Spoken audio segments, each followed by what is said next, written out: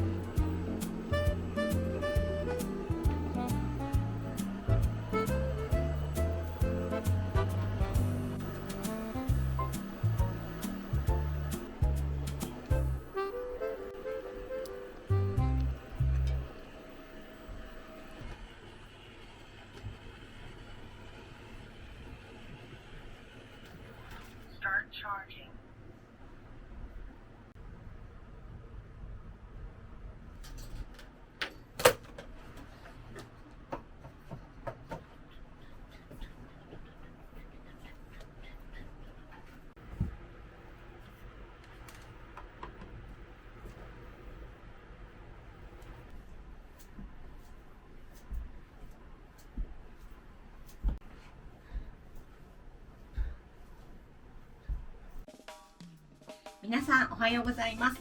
こんにちは、こんばんは。今日も動画を見ていただきましてありがとうございます。今日はね、久しぶりに、非常に簡単な日本語のありがとうを教えたいなと思います。知っている方も多いと思いますが、知らない方はこの機会に覚えてね。ありがとう、ありがとう。これは Thank you、Gracias、ありがとうです。ありがとう、ありがとう。あ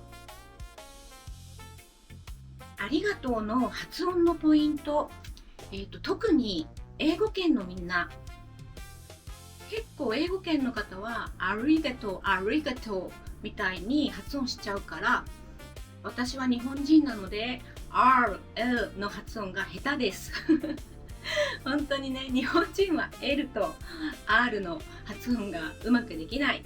舌をね、そういう風に動かすような言語を喋っていないから、だからちょっと下手なんだけど、R じゃなくて L の方が近い。だからありがとうはありじゃない、ありがとう、ありがとう。L を意識するとより、ネイティブな日本語に近い発音ができると思うのでやってみてね。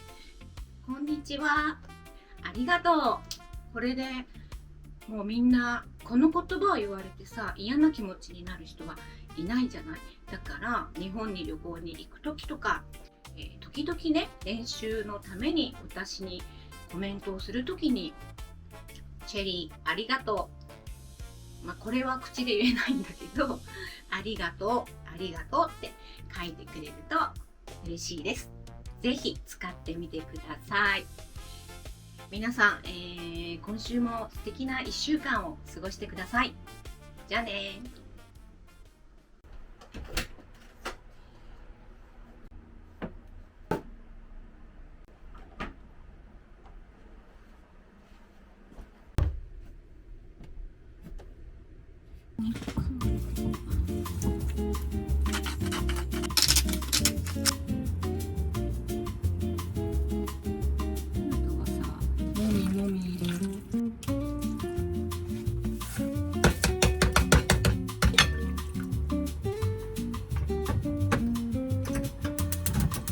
ブイヨンを入れて炊くと美味しくなる。これがいいって作らないと。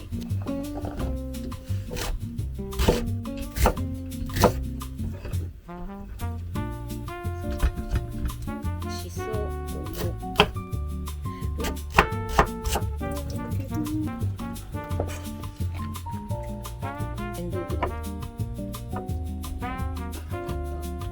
日本語